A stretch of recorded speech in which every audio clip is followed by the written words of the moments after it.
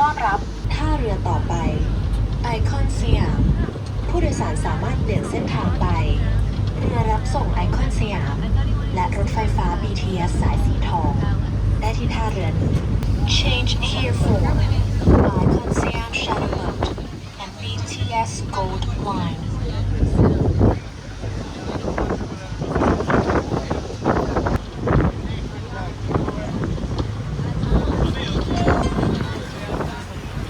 ไอคอนสยามสำหรับผู้โดยสารที่จะขึ้นท่าเรือนี้กรุณาเตรียมตัวรอบริเวณด้านท้ายเรือไอคอนสยาม For passengers alighting here, please stand by at the exit.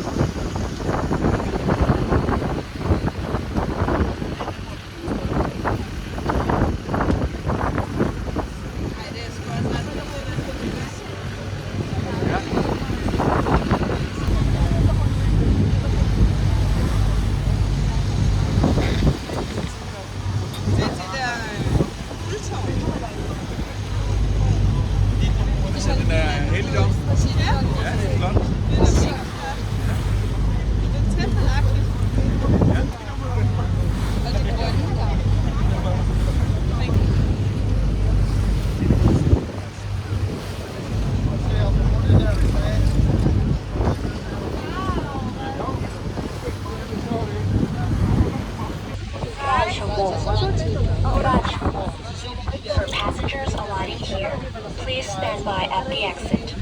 โปรดใช้ความระมัดระวังขณะก้าวออกจากเรือ Please mind the gap between the boat and the pier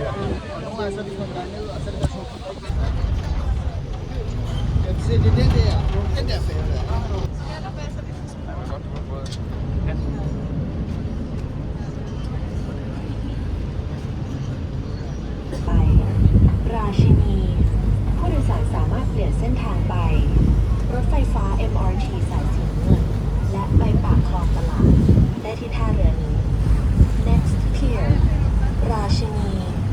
Change pier for MRT Blue Line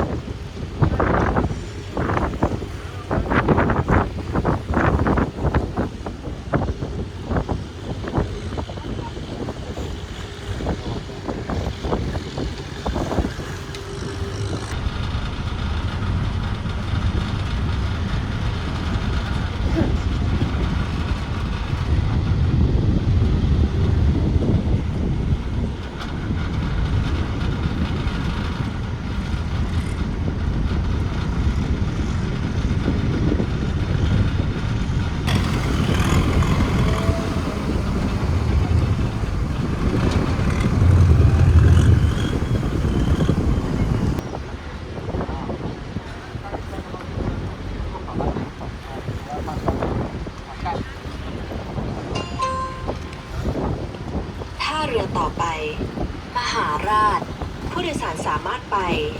ท่าพระจันทร์ได้ที่ท่าเรือนี้สำหรับผู้โดยสารที่จะขึ้นท่าเรือนี้กรุณาเตรียมตัวรอบริเวณด้านท้ายเรืออาราด alight here for ท่าพระจันทร์ for passengers alighting here please stand by at the exit โปรดใช้ความระมัดระวังขณะก้าวออกจากเรือ please mind the gap between the boat and the pier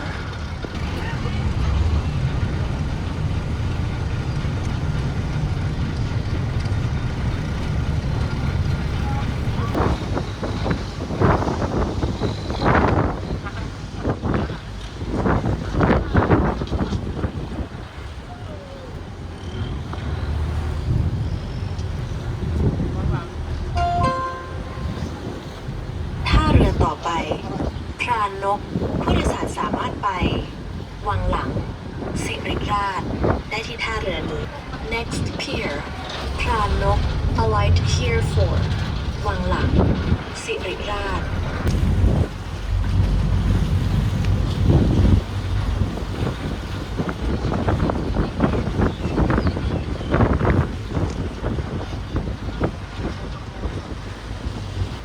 ท่าเรือต่อไปพระอาทิตย์ผู้โดยสารสามารถไปตรอกข้าวสารได้ที่ท่าเรือนี้ขอให้ท่านตรวจสอบสัมภาระก่อนขึ้นจากเรือด้วย next pier พระอาทิตย์ alight here for ข้าวสาร road this is the end of เจ้าพระยา tourist boat please mind your personal belongings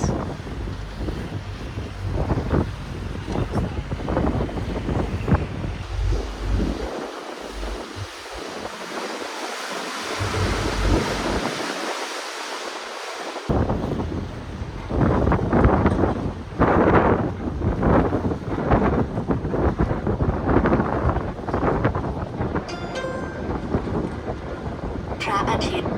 พระอาทิตย์สำหรับผู้โดยสารที่จะขึ้นท่าเรือนี้กรุณาเตรียมตัวรอบริเวณด้านท้ายเรือพระอาทิตย์ Thank you for choosing our service